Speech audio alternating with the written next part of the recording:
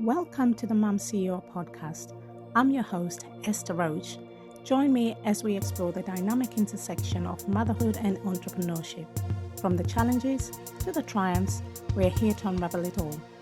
Get ready for insightful conversations, practical wisdom, and a whole lot of inspiration. Let's embark on this empowering journey together.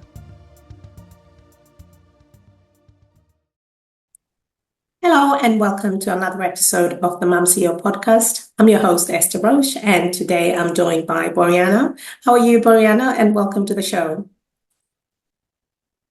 I'm good, thank you. And thank you very much for inviting me. No, you're very welcome. For the benefit of the audience, please could you introduce yourself and what you do? My name is Boryana Fishlock. I'm originally from Bulgaria, but I've been living in the UK the second time since 2012, I believe, so over a decade. And I'm a travel agent. Not recently, but let's say less than a year ago, I bought a franchise from Hays Travel. So now I've got my online agency, and this is what I do on a daily basis, pretty much. Tailoring everyone's holidays, not mine, for now. And you're a mum as well. I am a mum. I am a mum of a teenager and a 3 years old. So I've got kind of the the teenage the teenager's problems and the toddler's one. So it's funny at home. I've got a boy, he's the teenager, and a girl, a toddler. Wow, you're a bit like me because although I have five, I've just got the whole range from, my oldest is nearly 27, my youngest is 8. So I understand how it can be to try and work with all the different ages. And, I just picked up something there that, second time you moved to the UK was 2012. So, tell us a bit about that journey. You came before and then went back, or, what's the story there? Well, when I was a student in Bulgaria, I was a full-time student, and we were given the opportunity to go to work for 6-7 months, mainly in farms and everything. So the first time I was second year in my study, and I was in Staffordshire, I believe it was, and I was picking strawberries for 6 months. I was planning back then to stay, but at the time I had a boyfriend, and it was more like a deep love and everything. He didn't want to come here because he had a stable job. So I was like, okay, I'll go back to Bulgaria then. And funny enough, with him actually, 7 years later, we came to England as a family of 3. And since then, I stayed here. So it was quite challenging back then. I mean, it was fun because we were all young people, like 18, 19 years old. We did work really, really hard, but then evenings were just fun and parties, and it was just really nice memories, to be honest. Yeah, well, it seems a lot for, being 18 and being away from home and everything. How did you find just, getting used to the culture and, all the differences that you had in the UK as compared to back in Bulgaria? With my first visit, I can't really say a lot of differences in the culture because the people I was with, they were mainly foreigners there, Bulgarians, Romanians, Polish people. So there was not really much difference of a culture. And we lived in the farm as well, so there was no really going out and about and see a little bit more. The second time in the beginning was shocking. I'm all the time saying that when we are taught in Bulgaria how to speak English, we normally use the American version, the American English. And the first time when I walked in the garage, the guy told me higher, and I was, what does higher means? I mean, if you mean higher, like a level, and I don't know what higher means. So that took me a while to understand what higher means, to be honest.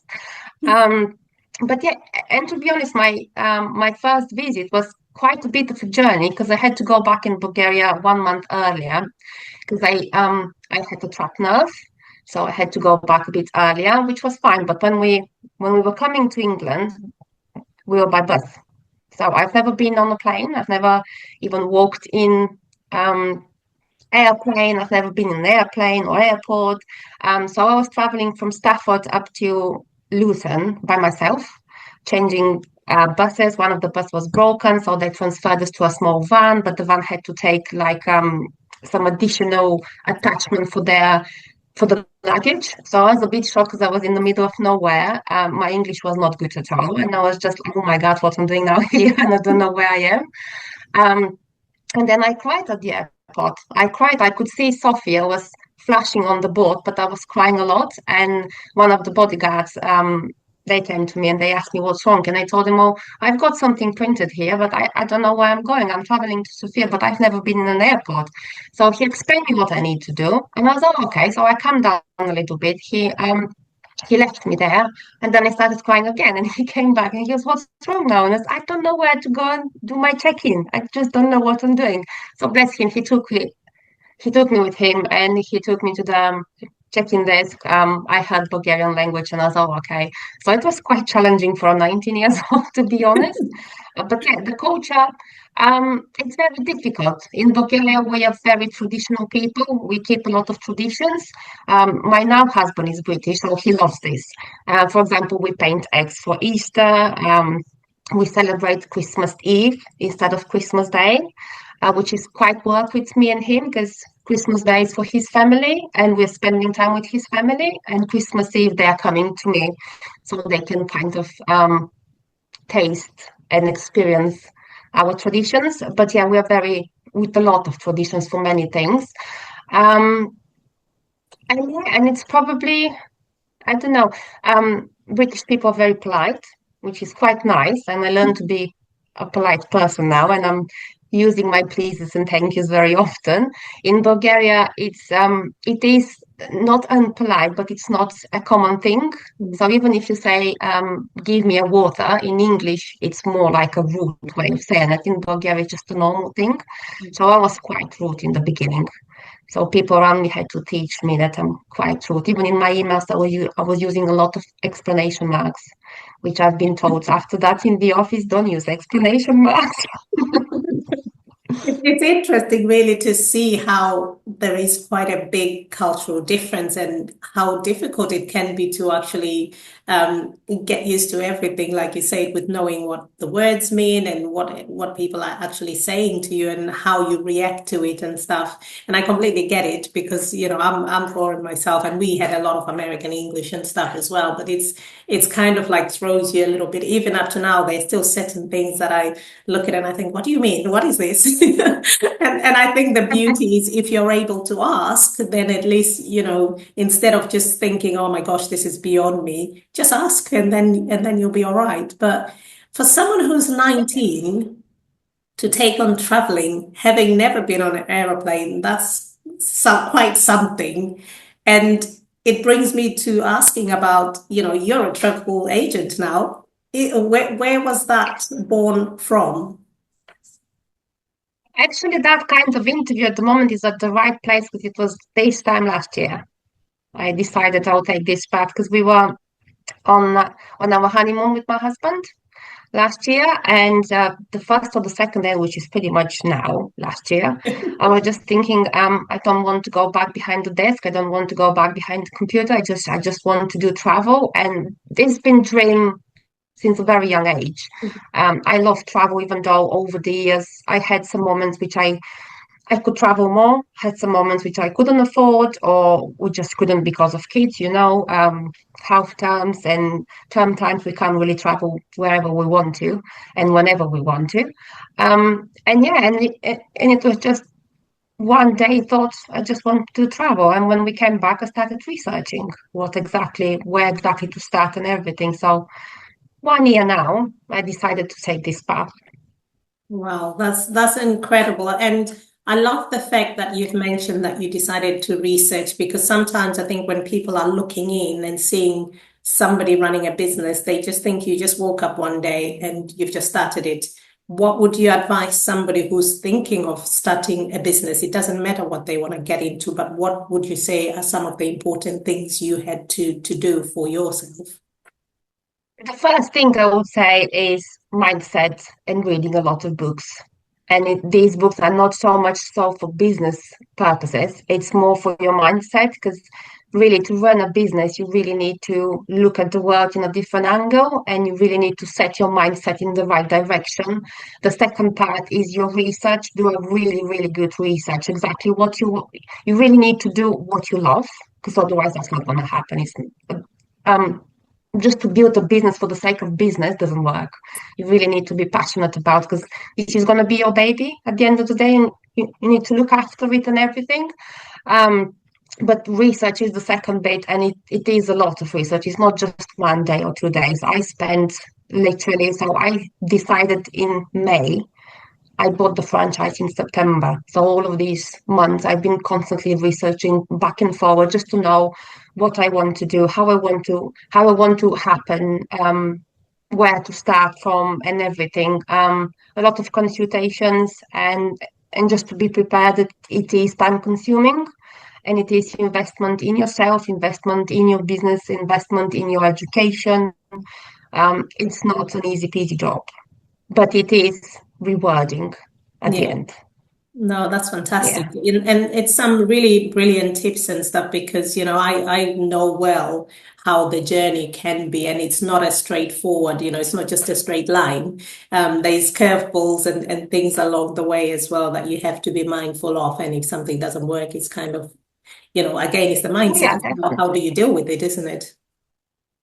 Yeah, absolutely. Absolutely. It's not easy. But like I said, it is rewarding. And especially if something comes out of it working for you and for your benefit, you're just proud of yourself. You actually did it, which is quite nice feeling. Yeah, so for me, as a family, we're a big family, but we do like our holidays. What sort of people do you work with? Who can contact you and whom do you help basically with what you do? Well, basically, I have access to a lot of suppliers, over 400 suppliers, and I can do basically everything from a normal long weekend, let's say, to absolutely bespoke couple of cities or couple of destination, multi-center destinations, cruises, absolutely everything. For now, I've been dealing mostly with a couple of bespoke, really challenging ones. But and again, I'll say at the end, when I tick all the boxes and when the customer says that's perfect, go for it or go ahead, I really take a deep breath and I'm just saying I did it. I actually did it, which is quite nice feeling because sometimes can be very challenging. At the moment, I'm dealing with really challenging inquiry. So yeah, it's basically everything I can book or I can make. No, that's brilliant. So I know a lot of mums around, and one of the things that comes up, so I've got a mixture. I've got some that absolutely love organizing their own holidays. I've got some that are always like, how do you manage to organize a holiday within that budget? Because every time I look, everything is so expensive. Do you sort of, what advice do you have for people, especially when you're working to a budget? Because, it's not always a cheap thing, but if you still want to give your family that experience, it doesn't have to be extortionate, does it? You can have a Yeah, happy medium and absolutely. find some things. What sort of tips would you give to people looking at something that's more affordable? In terms, if they want to do it by themselves, it's a lot of research, and also doing some compromises, either board basis or either swapping dates or booking in advance, let's say a year in advance, all sorts of stuff. Or yeah, it's mostly compromises. But if they contact an agent, it doesn't matter which agent. Most of the agents, we've got a lot of access to trade-only sites. So some of the things that you as customer you won't be able to see, we can actually see it. So it's really good idea just to pop in the local shop or just see any travel agent in the area. It doesn't matter. Um, Most of the agents they can actually absolutely quote something which is closer to, at least close to the budget, because we've got a lot of access everywhere pretty much. And also the stress is out of your hands, which is quite nice. I mean, we do all the job. The booking I did on Monday, I was working for about 4 weeks, and it's all the time back and forward, back and forward. But at the end, I nailed it, which is quite nice. Um, but yeah, the customer basically they gave me all their boxes, what they want for me to tick, let's say, and it's my job to do the rest. So it's stress free or stressless for the customers as well. Yeah, no, that makes a lot And of sense. in the UK, Yeah. And in the UK, it's really important for people to know that actually travel agents are free of charge. Our services uh, um, are not paid by the customers. We are paid by our suppliers. So, by all means, if someone wants to build it by themselves, this is kind of a passion. I used to do it for myself. But sometimes, if you are busy, like you are busy, I'm busy, I just want to give my details to someone and then to deal, and I know that this is free of charge and this service is free. So it's really good to be known. Yeah, no, it's actually really useful to know that because I think sometimes that's another factor that people look at and think, well, I already am stretched and can't afford a holiday. How can I afford a travel agent? So it's good to know and reassuring that they can, ask for your services and then obviously, they pay for the booking and that's how you're paid. So that's really, really good. So I just wanted to go a little bit back because you've got marketing and HR experience. So how does it play a role in what you're doing now? In fairness, the marketing helps me a little bit. Mm. But both of my educations, let's say, I've never had experience, working experience. Because what happened when I graduated back in Bulgaria, marketing and trade, I moved to England.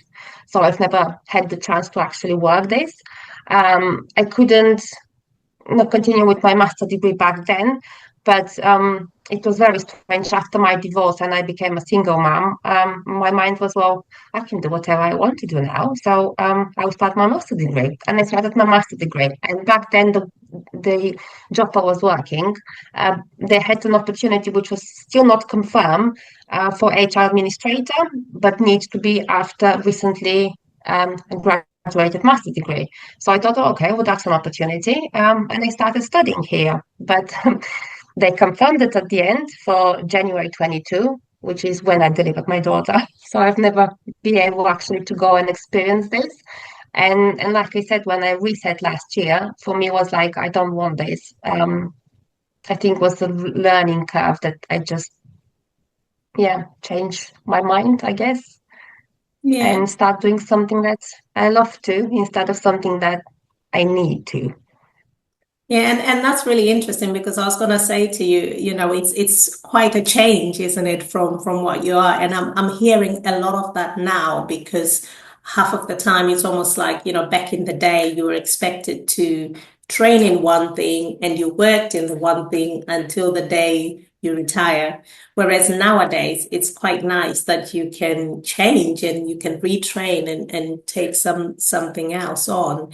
And, I just want to pick a few things from you, basically. What advice would you have to somebody who's in between, who's stuck on taking the leap or not taking the leap in changing what they currently do? If they really, really feel it inside them and they really want to do that change, but they're a bit afraid, go for it. I mean, you all the time you're going to be afraid, even if you're extremely successful person, the fear is all the time there. And it's a good thing to have the fear. If you don't have the fear, nothing will drive you forward. So the fear will be absolutely all the time there. But if it's something that you truly love doing, by all means, just take the step and go for it. Um, something which, when we were thinking with my ex-husband, should we move countries? And something I told him back then, and I still think from time to time, if we need to, let's say, to imagine what is going to happen or to see myself in 10 years' time, back in Bulgaria back then, let's say 10 years' time in England, I don't know. No idea how it's going to be. Might be worse, might be better for us. I know, no idea. But if we needed to stay in Bulgaria into the next 10 years, I exactly knew what it's going to be. No moving forward, the same job or the same struggles on a daily basis. So, in my opinion, was I'll take the risk and go to something that I don't know what is going to happen, but potentially will be better for me instead of staying something that anyway I don't like it. So why would you stay in your state that you're not happy with instead of take the risk and will be for better? And I do believe will be for better because everything's happening for a reason and all the time it's for a better reason. You just need to be patient to wait the moment to happen and you to see it and then think, well, it's a good job I did it back then. It was a struggle, but it's a good job I did it. My opinion, of course.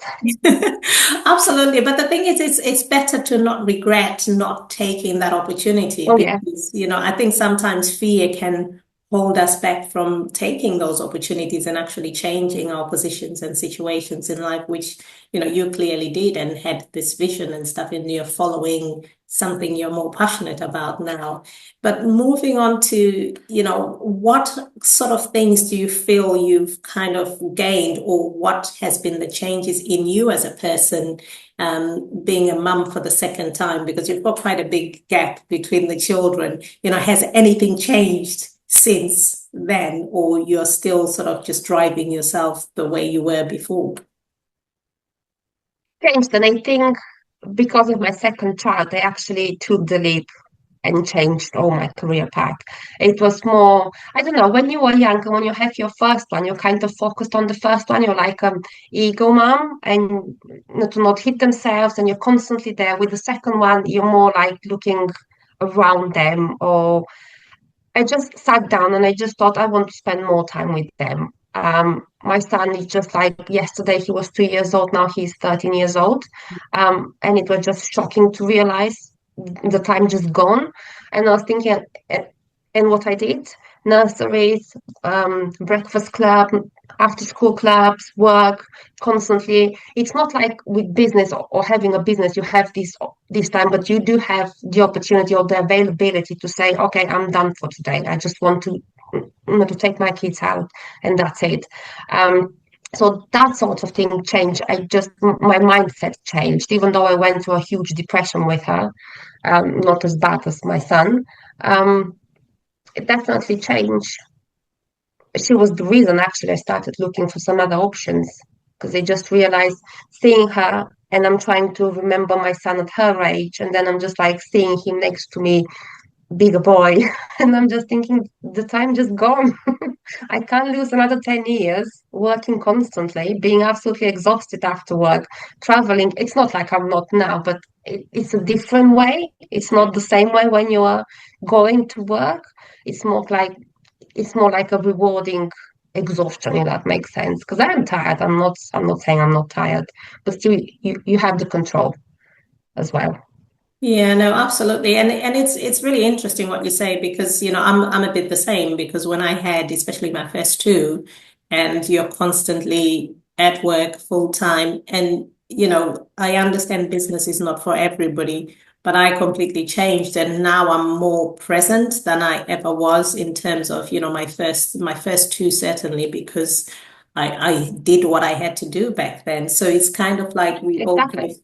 seasons, we all have times when we can shift and move on and do the next thing. So, that's really an interesting insight into obviously how you've come to where you are today and really encouraging, I think, for others that are in that phase of not knowing what to do because they're a little bit worried and stuff. So where can people find you, Boryana? I'm just online based, so basically my website, my Facebook page, my LinkedIn. I do have Instagram page, which is not my main social media source, if that makes sense. But yeah, I'm mainly website, LinkedIn, or my Facebook page. No, that's And I do a fantastic. lot of networking, so that's why we met with you. A lot of workshops and just meeting people. Because one thing changed for me since I started doing this business. It's because of the networking. I actually agreed to this, otherwise I wouldn't have, or how to say, I wouldn't say a word. I don't know if you remember when I met you in person, when I said 6 months ago, I wouldn't even come to say hello just because I was not shy. I was constantly worried about how I pronounce the words, if I use the right grammar. I still make mistakes and I will make them because this is not my native language. And my language at this level, it's been like that for the last 5 years, not for 10 years. So definitely improved, and there is room for improvement. Um, but yeah, I'll be more at the back of the room, just taking my notes, smiling, saying yes and no, and that's it. Not kind of that kind of conversation. So getting out of your comfort zone, it's extremely important thing, or the ability to push yourself, because it is push. in the beginning it is a push, but it's getting easier every next time. Yeah, no, well, it's a pleasure having you, and I'm so glad that I did meet you at that SBS event. You know, the thing is, every time, even for us as speakers and stuff, you're out there putting yourself out, and you know, each time you do get nervous, but you put yourself out of your comfort zone every time. You're just constantly pushing that boat, and I suppose challenging yourself because you've only got yourself to challenge, not somebody else. And I think that's quite important as well to sort of remember. So no, it's a pleasure having you. And what I'll do is when your episode goes live, I will put the links to obviously how people can find you because I think it's an incredible thing. And there's a lot of people, whether they're staying local or trying to go abroad somewhere, you know, there's so many people that are always constantly looking for some support around booking holidays and things. So, you know, thank you so much for joining me today. Well, thank you very much. And